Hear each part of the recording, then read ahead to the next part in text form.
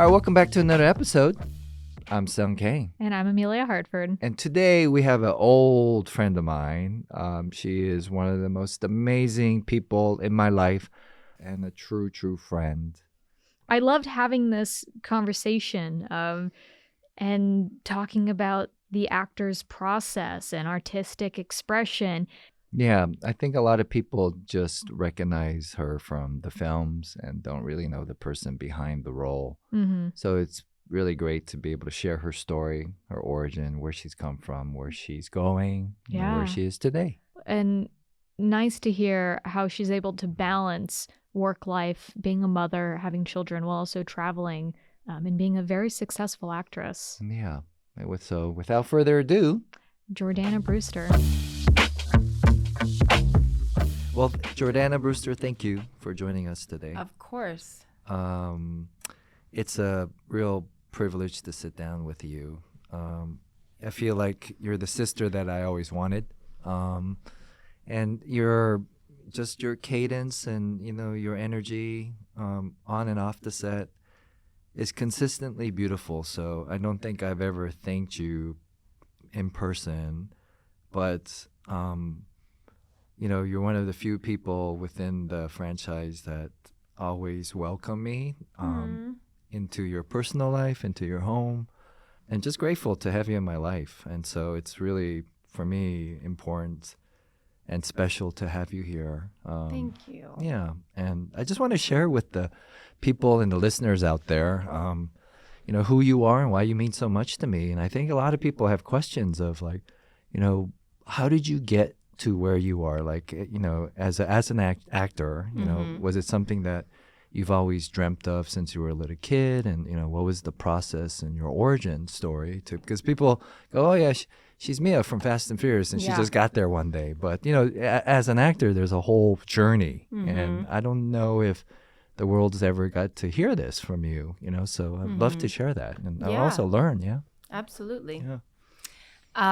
So I grew up, I had a sort of strange upbringing. I was born in Panama City, and then I spent about 6 years in London, and then 4 years in Rio, Brazil, which is where my mom is from. She was a model in Brazil, and it's where half of my family is. And that's where I really got this, like, I think you have to be a little bit delusional to want to be an actor. In a certain sense, like you have to believe, and I see it in my son, Julian, who's 9, you have to believe that like there's something really different about you or there's something unique about you. And I just remember watching these kids' shows, and in particular one woman called Shusha.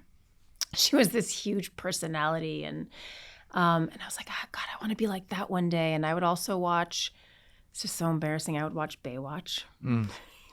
Nothing wrong with Brazil. No, but like, it was like dubbed, I think, in Brazil, and it was like such a big deal. And I was like, God, I can't wait till I go to America and I want to be an actor. And that's when the seed was planted. And but there were no steps to take or means of becoming an actor. And then at 10, I moved to New York City, and I went to this all-girls Catholic school, which was like a huge culture clash for me because I went from like a very warm, wonderful, loving, beautiful environment to like a very sort of rigid, judgmental. I kind of like retreated into a cocoon in a way, and my only outlet was school plays, and I got into that, and I played Jesus and Godspell at the all-girls school, and I had friends who this is a very long answer to your question. I apologize, Sung, but no, we're here for it. Yeah. But there was this showcase because in New York, obviously, you have access to like classes, and so I got into this showcase where they taught you like very technical things, like how to audition and how to get headshots, and that's how I met one of my first agents from J. Michael Bloom, and she immediately started submitting me. So I would go, like, I would leave my class and get on a payphone and put in my quarter and go, okay, wait, you want me to go to ABC Studios to audition for all my children? Okay, I'll go right after school at 3:15. I'll get on the bus and go across this was town. At 10? This was at 15. Sorry, yeah, I so jumped. you moved at 10 and 15. Moved you're at 10. Using payphones to go to auditions. At 15, yeah, I'm using payphones to go to auditions. Did your family go with you, or did you move out by yourself? No, my family was in New York with me. Okay. And I sort of had to convince them that they humored me while it wasn't a real thing. But then I got one of the jobs that I auditioned for. And then I had to really sort of lobby for myself. And my dad was super chill about it and very supportive. And my mom was like, absolutely not. I'm not letting you. She was very nervous that I was too young, that I was going to be taken advantage of. But I said, you know what? Let me do this. Let me prove that I can do this at a young age. And I promised you I'll stay in school, I'll get decent grades, and I'll go to college. And that was the deal I struck with them. And they let me. And it was the best decision for me because I was with adults. And As the World Turns and the show on CBS, I had the best mentors. I remember my dad was this guy called Benjamin Hendrickson who had gone to Juilliard, and he was like, Jordana, you need to stop swearing. Jordana, you need to he would give me drop these pearls of wisdom, which I still remember to this day. And that job taught me how to behave on a set, taught me about professionalism, and also taught me how to be comfortable in front of a camera, and taught me how to memorize pages and pages of dialogue at a time. Because As the World Turns, for listeners out there, you call it. It was a soap opera. Yeah. Right, and the pace of a soap opera is super fast, right? It's super fast. You have one episode per day, and you get the episode I think a couple days before. And they'll sometimes change the pages that morning of, right? They can. Yeah, they can. And it's almost like a summer camp experience. You get your little dressing room, you see everyone in the makeup room. It was the best, warm, loving environment. I loved it. And I did miss out on school to a certain extent because I went to this school called PCS, Professional Children's School, and we were kind of like a squad of weirdos because it was musicians from Juilliard and ballerinas and male ballet students from School of American Ballet. Macaulay Culkin was there, but we all knew what we wanted to do, and we were pursuing that. So that's how I got my start. And then I think at 18, when I was graduating, I got the faculty, and so Robert Rodriguez director. Yeah, Robert Rodriguez director. So that was a huge break for me. And then I had to convince my parents to let me defer from college for a year. And they did. It was pretty convincing. And then I had to take another semester off for Fast and Furious because I got that during one of the summer breaks at school. And we went over a little bit for the first Fast. Do you remember where you were when you found out booking that job? And did you think it would become the franchise that it is today? Booking the job was not a big deal to me. And I don't mean I took it for granted. It just was that I guess I don't have a nose because the stuff I think is going to be a big deal never turns out to be a big deal. I booked a job with playing Cameron Diaz's sister. It was based on a novel that I loved. It was a book called Invisible Circus. And I thought it was going to be massive. And it was a whole summer spent shooting in Europe. And it was a really dramatic turn. And it was a total flop. And it led nowhere. And yet this movie about cars, which was a subculture I didn't necessarily understand, having grown up in New York. And I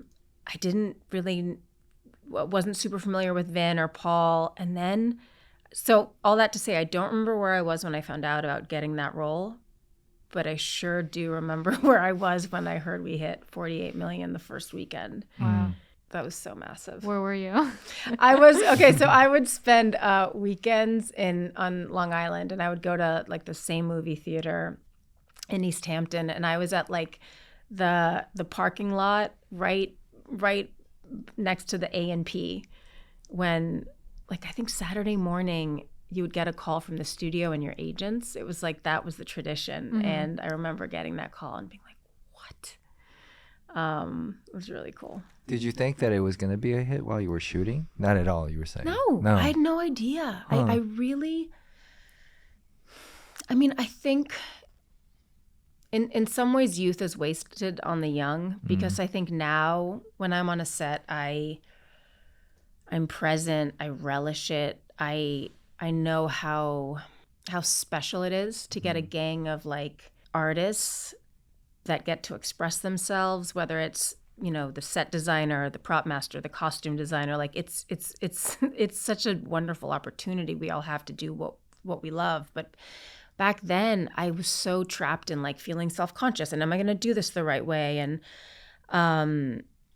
I think it's how I got through life, because I was balancing, like I was going to Yale, I was studying, I was living alone, I was, you know, so I think I got through it by sort of being very type A and rigid. So I didn't like stop to enjoy it or go, wait, I'm part of something special. I was sort of trapped in my head. So what did you major at Yale? English. You're an English major. Why did you choose English? I love to read.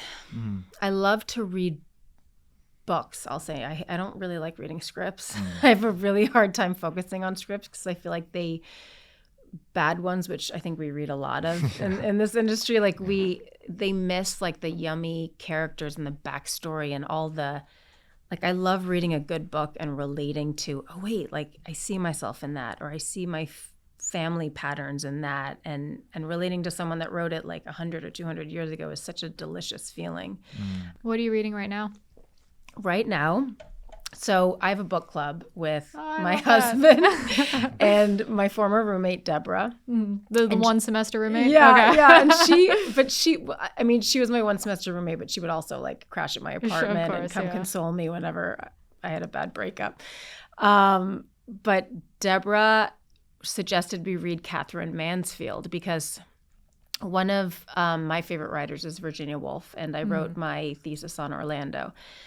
And apparently Virginia Woolf loved Catherine Mansfield's writings, and so she wrote a book of short stories. So that's what we've tackled. But we have yet to schedule this book club, but we will. Yeah, it's really fun, especially when we don't agree, because I'll focus on like super emotional things, and she'll have read like she'll be the far more analytical one, and she'll have read like a gajillion books on a specific author, and I go but with my gut, and we have fun debates. I very rarely read fiction. I'm a big fan of nonfiction. Oh, really? But I just read a book. I'm going to space on the author, so please forgive me those listening. But the book is called Educated. I don't know if you've come across that one. Oh, right. Yeah. Yeah, definitely recommend. I think it's Tara something. Yes. And about the times growing up without technology, very rural community with not much outside exposure, where women weren't in the family allowed to get an education, and the battle of abuse and that stuff like that this poor girl had to endure through tough times. But speaking on the topic of books, that's one that I recently read that I thought was just so incredible. It sounds really good. Thank you. By Tara Westover. Okay. That'll be the next one for the book club. Yeah, it sounds really good. Do you think if you didn't pursue acting, you think you would be a writer? Is that why you chose English, or a teacher? I do. What do you think you would have I been think doing? I probably would be a professor. I think with Hollywood, like there's this like stratification that occurs, right? And it's like, wait. I just learned to play the game, and now you're telling me the game has like completely shifted, and I have to like play a completely different game. But I do think that it's really funny observing people in different jobs. Like everyone's got their own subculture, and within that subculture, there's like this pecking order. And like for example, for us, it's, well, what movies have you done? And, you know, how successful are you? And what ranking? Back in the day, it was like, what ranking on IMDb? And I would check the message boards. It's like the star meter? It's kind of like the star. Yes, I guess it's a star meter now. I've banned myself from that. At this point. But like the same thing exists in academia, right? It's, well, how many papers have you published? And, where did you work before? And how many degrees do you have? It's still a snobbery. It's just a different kind of snobbery. But anyway, circling back to your question, I do think I would be a professor, although I think I would love to lecture and correct papers, and maybe I'd be more of a researcher. I don't know. I think it would be tough for you as a professor. I think you would have a lot of like male students. No, I mean, come on, right? Like, I think you'd be filled with like a bunch of like dudes, like adolescent hormones raging, right? You could probably teach anything; they would show up. So that would be a tough one, right? At least you'd have good attendance for your classes. Yeah, you Yeah, would. that's true. That's true. I'd get good scores. Yeah. Well, when you say that the business of Hollywood has changed, what have you noticed since you've started? Oh my gosh. I've noticed that there used to be a certain path that What you was would that? the path was you get an agent that helps you, that you get a manager, contacts within studios. Like I think for Fast, I was with Peter Levine and Patrick Whitesell at CAA. Patrick Whitesell was good friends with Scott Stuber, who worked at Universal, and that's how I got an in, right? Like they suggested me to Rob. I had an audition with Rob. Rob Cohen, the Rob director. Cohen, we hit it off. But now I'll say certain things to my manager, like, well, I don't understand. Like, why can't we call so-and-so at Disney or so-and-so? And she's like, sweetie, it doesn't work that way anymore. Like, that's not like the old avenues of like someone doesn't make a call and help get a job. Now it's they're watching 100 tapes or everyone puts yourself on tape. Or like I was really, I fell in love with this Apple TV show because it was about different paths you can take and different, Which show is this? well, it hasn't come out yet. Okay. But I wanted to read for it and I didn't even get the opportunity to read because Jennifer Connelly's doing it. Like, since when does Jennifer Connelly do TV? I think it's Black Matter? yes. Yeah. It was so good. Did you read that script? Yeah. Based on a book. Yeah. Yeah. And it had to do with like different levels of consciousness or reality, and like that was super interesting to me. But I think there's so much more opportunity out there, but it's so much more competitive as well. And sometimes it doesn't even matter how much you've done. They're just like, no, we're looking for something else, and that's that. So it's encouraging and discouraging at the same time. I imagine, so my norm is what you're speaking of prior to the time where you get an agent, you get a manager, you audition, smaller industry. How have you seen influencing affecting that space? Well, I mean, it helps as far as getting, like, they'll check your numbers on Instagram or whatever, and then, like, that'll help you get endorsement deals, or if they need to hit certain markets. I guess there's this thing, like, certain agencies can do where they see, like, are you big in this market or that market? But so I think that can be helpful. But I also think, like, I've talked to teachers in the past where they're like, someone was hired based on the number of followers they have, and I'm not sure whether or not they can act. But the positive side about that is that you can create your own content, put it out there, and sort of control your destiny a bit more. You don't have to wait for the right thing to come along. So I think that's a tool you have, right? Sure, I wasn't speaking for myself when I asked that no, question. but your generation, I think. Yeah. I think that's super empowering. You can sort of control the narrative. Yeah, there's definitely a lot more mediums that are out there that you can produce content for, be it for vertical content like Snapchat, TikTok, Instagram, or even something like YouTube. Well, and also even, when I talked to Emelia about her YouTube influence, right?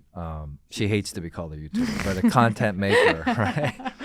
I kept YouTuber. She's like, I hate that word, right?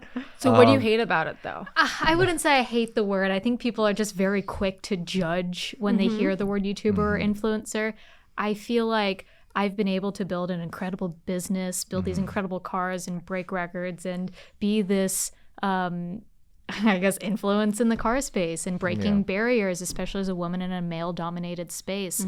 So then when people say, oh, she's an influencer, I look at it as a good thing, but there's just this derogatory term that comes with it where it's almost not looking at my successes or the accolades or the accomplishments that I've made in my life, and more so, oh, she holds a camera and films stuff. Yeah. So that's really what it comes down to. She has a message and like an ethos to the content that she does. A lot of people are out there shaking ass or something, Totally. And, but what I was really impressed about was, when I was like starting out, I had like 10 jobs to feed myself, you know, and the fact that she can actually not have to do that and be able to, you know, kind of control her destiny and then also, you know, not be starving. The idea of the starving actor is actually ridiculous. Who was the actor from Casablanca? Casablanca, the older. Oh. Who? Bogart. Yeah, Bogart. Humphrey Bogart. Like when I started out, he goes, this idea of starving actor is ridiculous because if you're starving and you have 10 jobs, you can't focus on your work. You can't afford class. You can't go do a play. You can't go watch films. Can't get headshots that you need. Yeah, you got to go and like work all day. He's like, so figure out a way to. He came from money, so it was easy for him to say. But you know, figure out a way where you can be self-sufficient and you don't have to go and have 10 jobs, right? I now understand that like when I'm in LA and auditioning and not working proactively, I do. It is like I'm like a wild animal in a cage. I think it's very difficult to just be on the receiving end of everything and not be creating. I think that's very hard for creative people. So to have a side hustle, I think is a very healthy thing. A question for you, Jordana. I've never had this conversation with a working actor, right? We've been around for a while, right? So, you know, when I get asked to like put something on tape, I used to have this like visceral reaction, like, "Oh, how dare you? Go, just go look at the stuff." What are you asking me to do? Like, what? I speak English. Like, come on, right? I can memorize lines. Well, what do you need? Yeah. I still struggle with it. When my reps sent me stuff and they're like, hey, they want you on tape. It's like everyone's on tape. And I'm like, nah. My first reaction is like, nah, I'm not doing it. And then they have to call me. They have to kind of grease me up and they have to tell me like, you know, who the people are involved. And then also sometimes they don't give you a script. So they're like, here are the sides. And as an actor, I don't understand that. Even as a director or a producer, I don't understand how you would expect an actor to do their best work when you just give them sides and there's no context of the character or the story. Yeah. So where's your arc? Like, how are you going to like develop this character? Yeah. Right? And everything's so, you know, secretive these days, right? So most of the time I just say, I'm okay. If you're looking for an actor that doesn't need to like actually create a character and just need somebody to regurgitate lines, like I'm not the guy for you. But then I don't work as often, right? Yeah. So I mean, how do you overcome that? I mean, for the most part, I audition and I'll put myself on tape, which requires like, I mean, for me, you guys, this is going to sound really superficial, but it requires a blowout. The good lighting. Like I have to like go to the valley, put myself on tape with this awesome guy, Joe Kell, who does like beautiful tapes.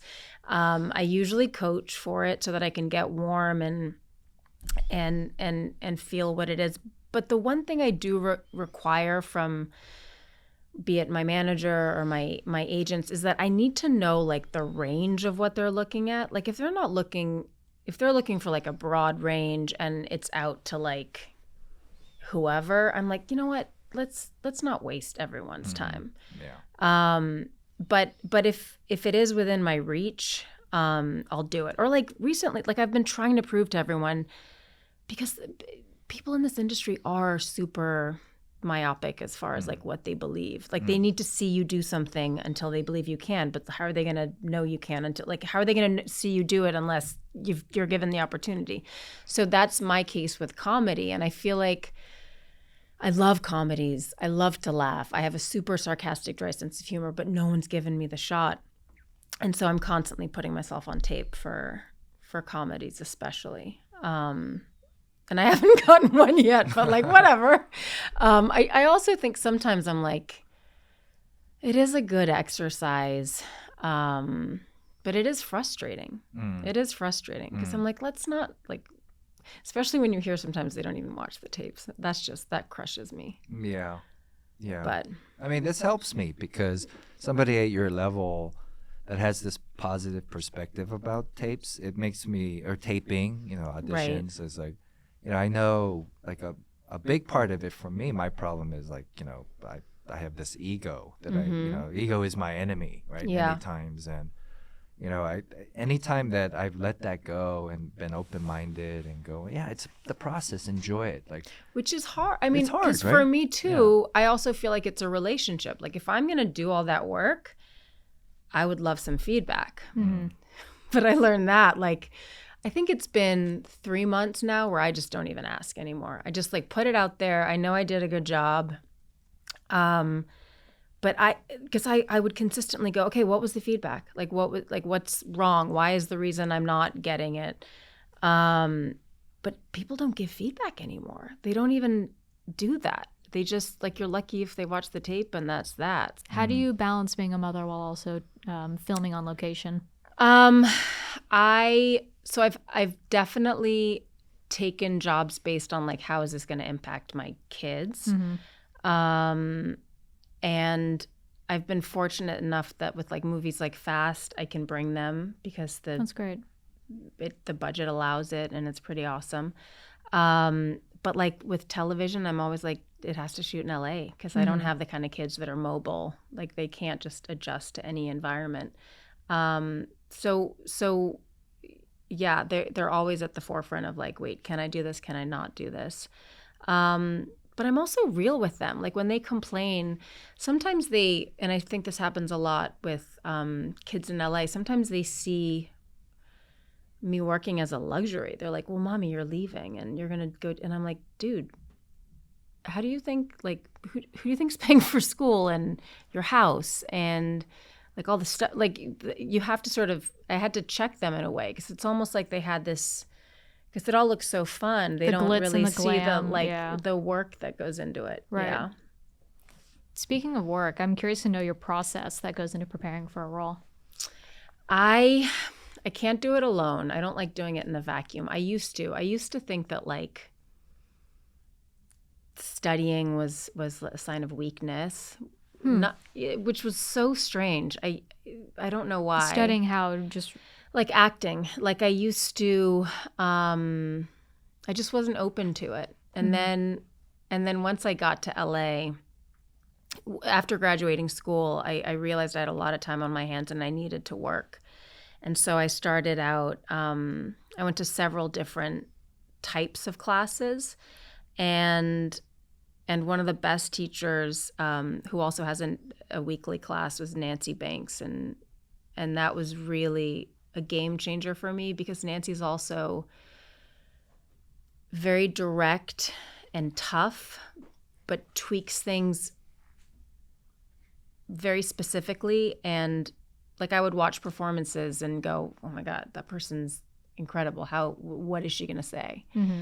And yet she would adjust it. And that allowed me to also see what a director's job is in a different light. Because I would always dread direction, thinking, I just want to get an A and like, don't give me any type notes. A-ness of wanting to be perfect. But I didn't realize like, no, it's just an adjustment. We're playing. Like, don't be afraid of that. Like that's, and it's oftentimes it's about chemistry and is something working, and don't be afraid to try and have fun. Yeah, it's easy to forget that. Yeah, so that was a game changer for me, and now I've shifted to even having someone on set. I also work with Rebecca Kitt, who's been wonderful, and it gets me out of my head so that I'm not acting and judging at the same time. I let her be the judge and then work with her feedback, which is great. What about for memorizing? I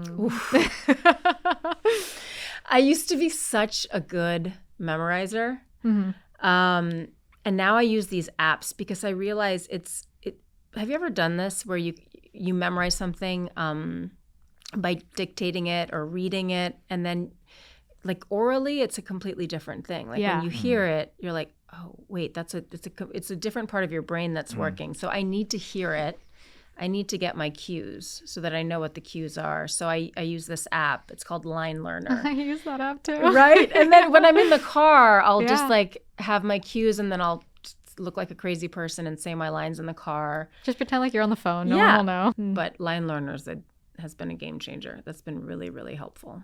Yeah, it is helpful. And that's helpful for any up and coming actors listening to this, wanting to get into it and don't know how to study, that is a very resourceful tool that allows for that. But you've worked with actors that come to set and they haven't memorized their lines at all. I've worked with some where Really? like, Come prepared, they not prepared? actually even haven't read the script. I don't understand that. Sometimes. But then you see their work and you're like, holy moly, this is actually pretty good. You know, for those people out there, it's like you show up to set and you kind of have a blocking rehearsal where the director would like, you know, and the cameraman would love for you to kind of hit your marks, and they set these marks. And I've worked with actors, they're like, I don't want that. I don't do that. Like, you know, let me feel this out. And they're like, you know, question, do you know the lines? It's like, I need to hear like what we're going to say first, right? And then there are actors that, you know, I need to know everything. I need to have everything on point. And then we can kind of like flow from there. Right. And then also, like you said, some directors let you play. Yeah, Let which you is great. figure out, like, where would you like to stand? Where do you think you're going to hit here? And then some directors, like, they move you like little Lego pieces. Like, you will stand there, you will deliver this word there, and you will not deviate. And if you deviate, like, you miss one word, they'll call cut, you know? What do you like? I mean, and, like, what process do you prefer? I was about to say, I think it shifts according to, like, phases in life. Like, I remember... I mean, I worked with someone who didn't know their lines, and I was getting so frustrated because I was like, how dare someone take this opportunity for granted and show up not knowing their lines? But then this same person is like unbelievable at what I'm not, which is like off the cuff improv, and is hilarious. And I also think it's not that the person didn't know their lines, it's just that the person, I don't know, might be dyslexic and has trouble learning lines. But I think in my 20s, I was so like rigid and judgmental that I didn't have that perspective. And now I do.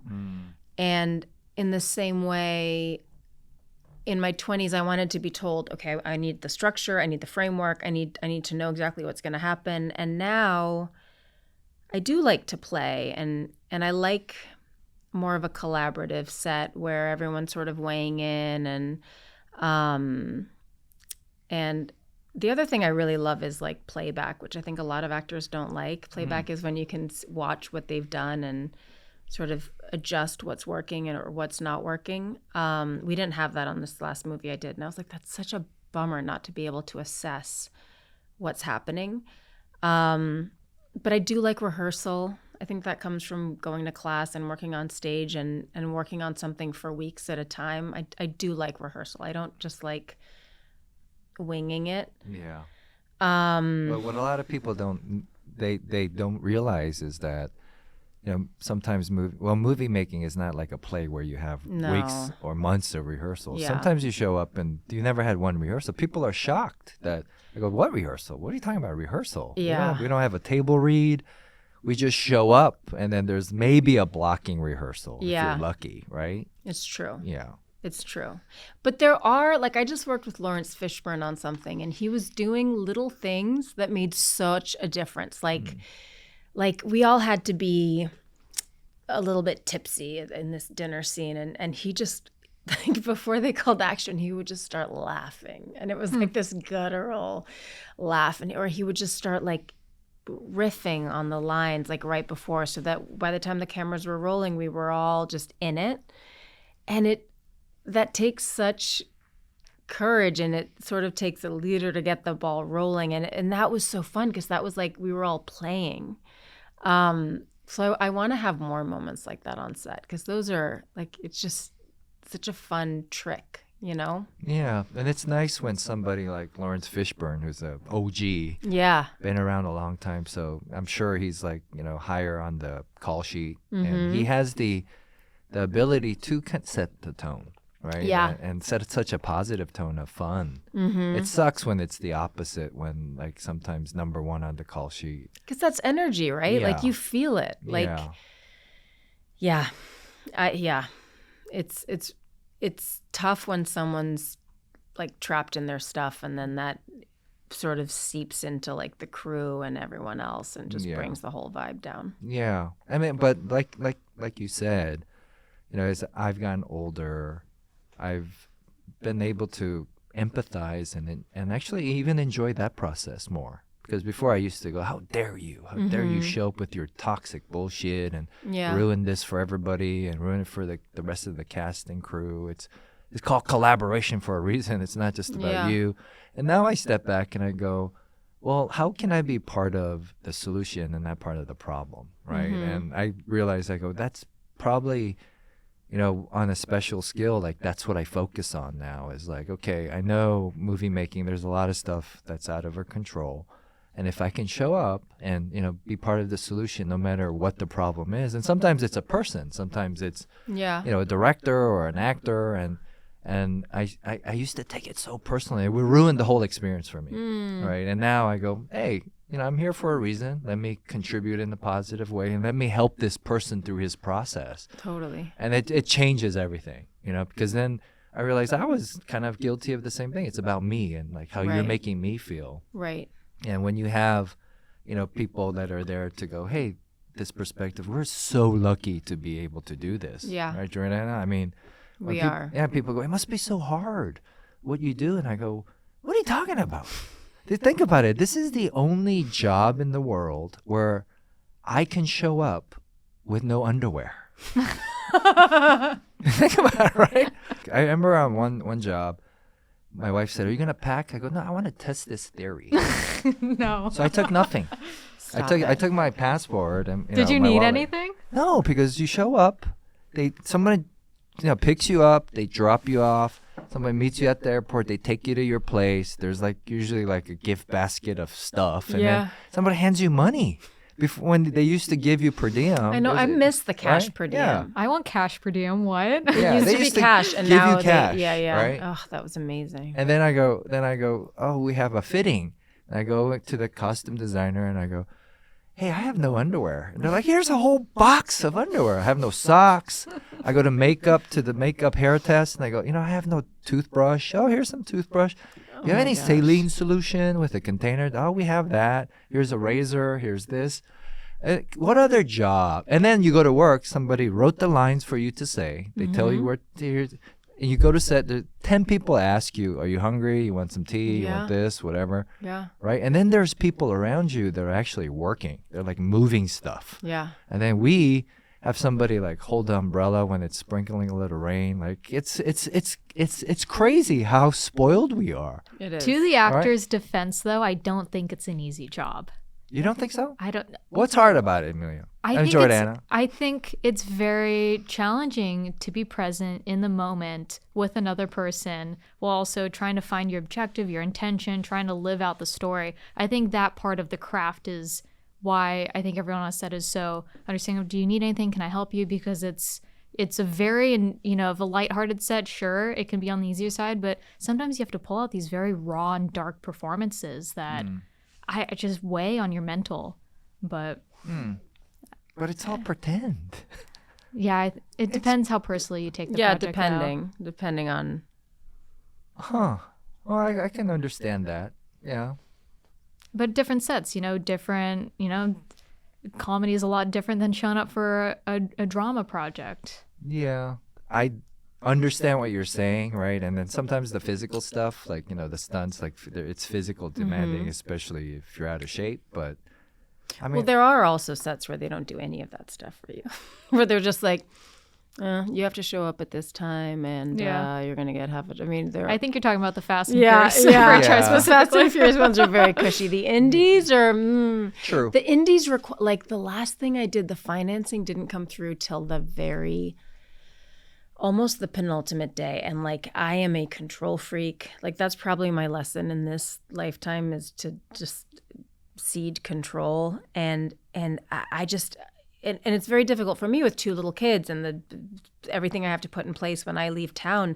And I didn't know if the thing was happening or not. I feel like that's the most challenging part of our job is, am I going to be in Australia this summer? Am I going to be here? Or finding out the week before you need to be somewhere else. Yeah, like not being able to, and maintaining your friendships, right? Like I have to make a real effort to be like, to my friend Max or my friend Maho, like as soon as I get back, meet them for coffee, show them my they matter and I love them. And even if I mean, I had to have friends check me at some point and be like, you know that when you go on set, you like disappear and then you come back and you think we're just going to be there. And I was like, oh, thank you for telling me that, because I didn't realize I was doing that. But you kind of do sort of go on this magic carpet ride and disappear, don't you think? Yeah, we're like, someone explained it, like we're kind of like, circus performers and gypsies, and then we create our own, microcosm, like our own like family, and then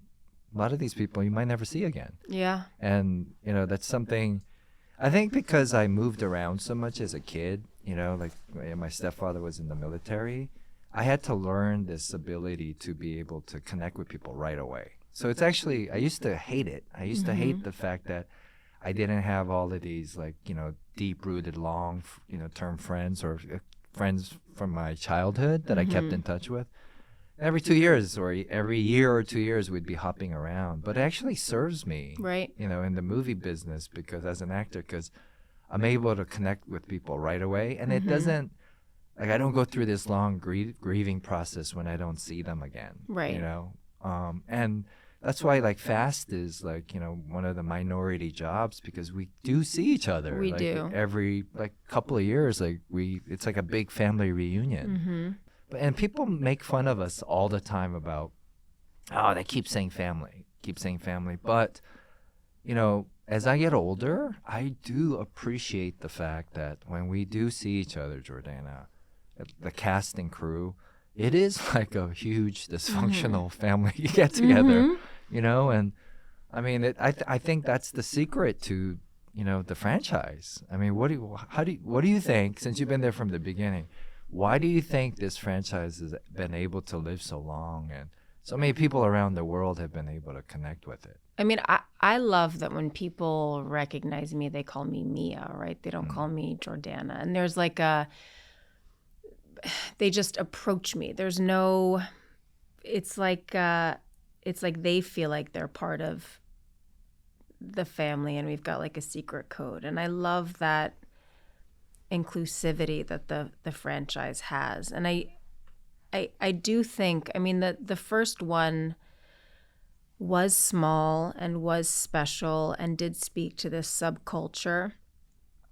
But as we grew, I think we did a beautiful job of like keeping what the seed was while we kept expanding and evolving. And it is beautiful that in real life, like the text chains we have and the way we check in on each other and the way we show up for one another, I think that does reflect what happens in the film as well. And I think people can see that, can sense that.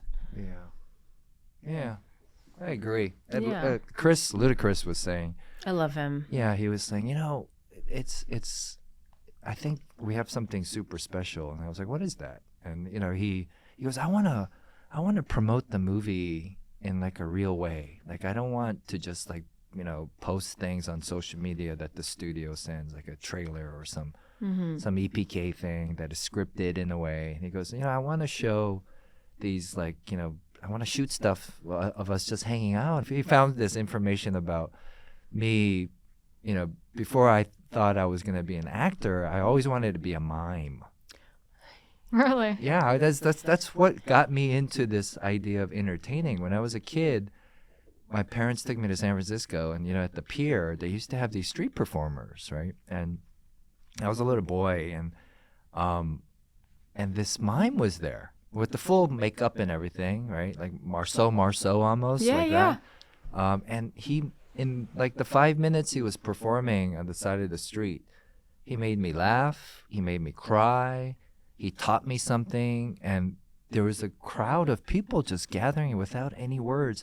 He was able to move emotion, right? And I was like, that's a superpower that I would love to have. That's so right? Cool. But being a mime being an actor is hard, but I think making a living off of a mime is probably even harder. Yeah. And then, telling people, I would like to be a mime. And there's, I think there was like a school in France. But there's something so powerful in what you just said, because I do think that you do so much through very small, like I can see the seed of that in what you do with Haunt. That's so interesting. That's really cool. Yeah. I love that he posted that though. What did you not like about him posting that? Well, because I look like a clown and that. Because he goes, But hey, I heard you want to be a mime. He goes, how about you mime this? But I think that's what he probably wants to show everyone. I do agree with him, and that's what makes Chris like an awesome human being. It's kind of cool because his whole messaging is like let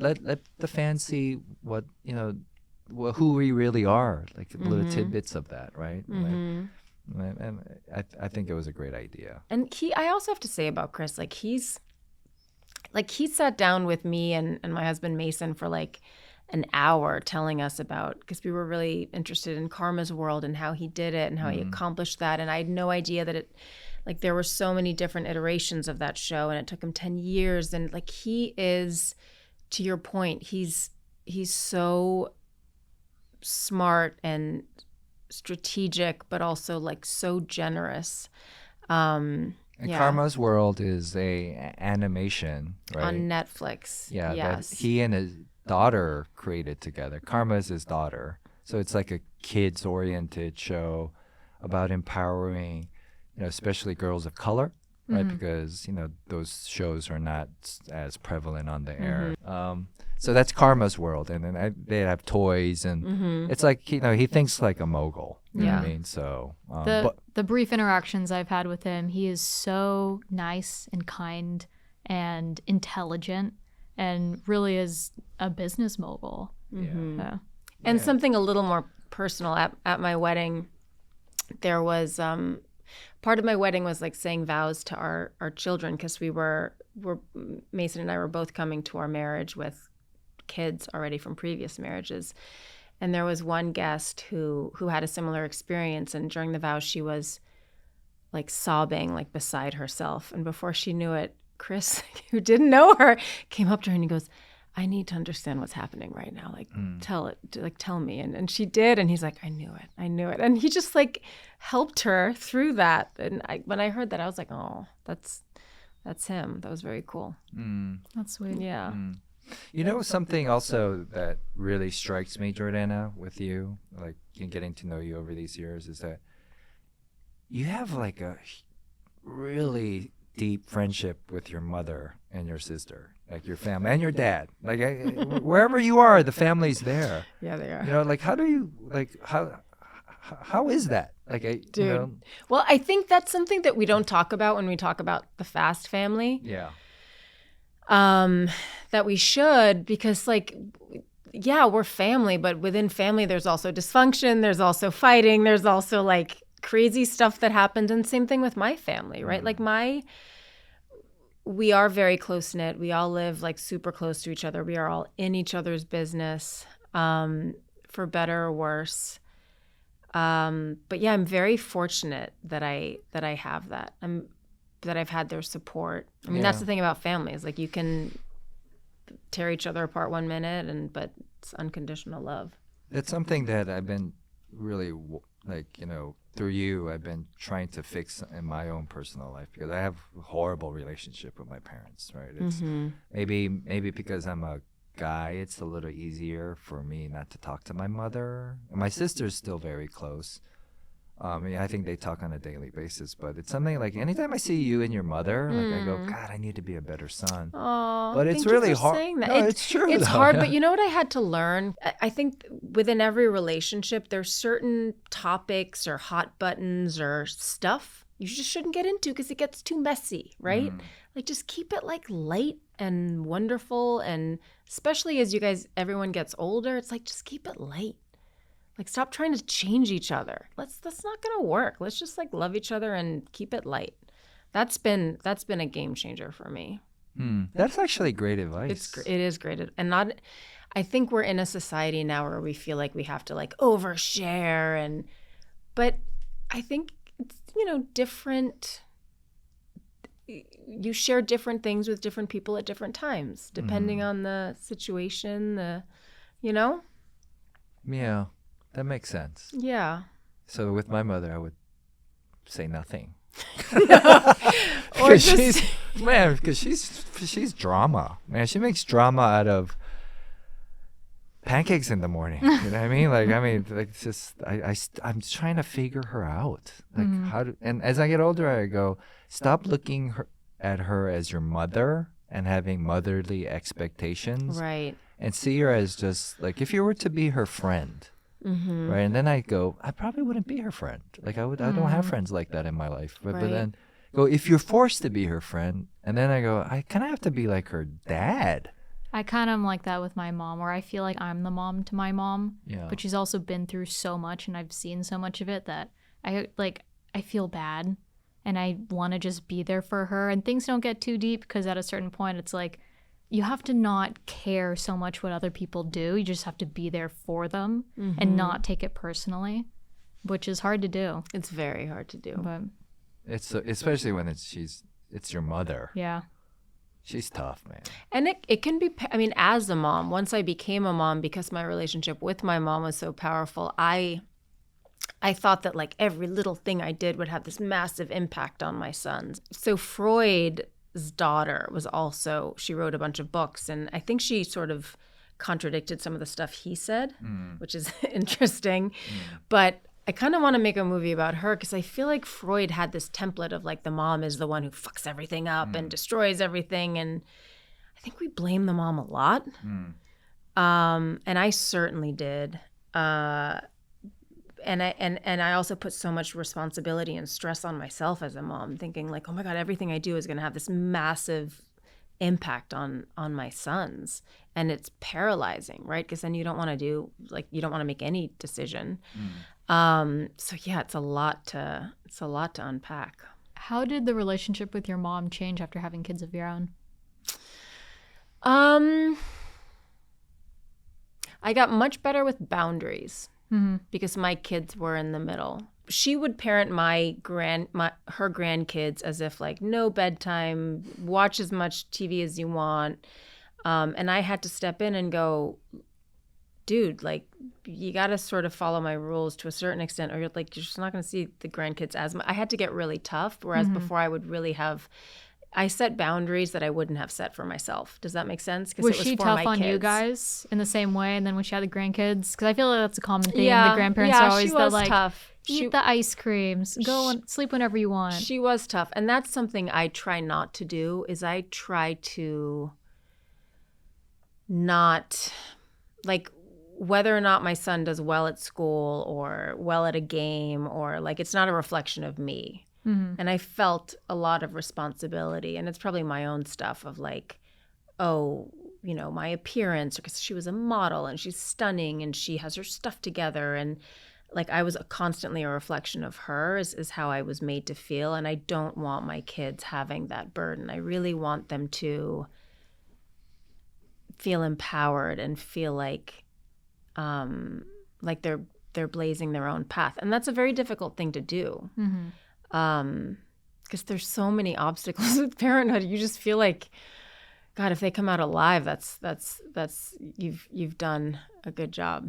Well, you're doing a great job. Thanks, Sung. Yeah, you are. Thank you. Yeah, they're the happiest kids you'll ever meet. You know. Thank you. We could talk to Yeah. you all day, Jordana. Thank you you. so much. Thank you. You're awesome as always, and yeah, I think your words are so valuable for any aspiring actor out there, and thanks for sharing your journey and Thank you. sharing your personal life with us a little bit. And All good. This was super interesting. yeah, awesome.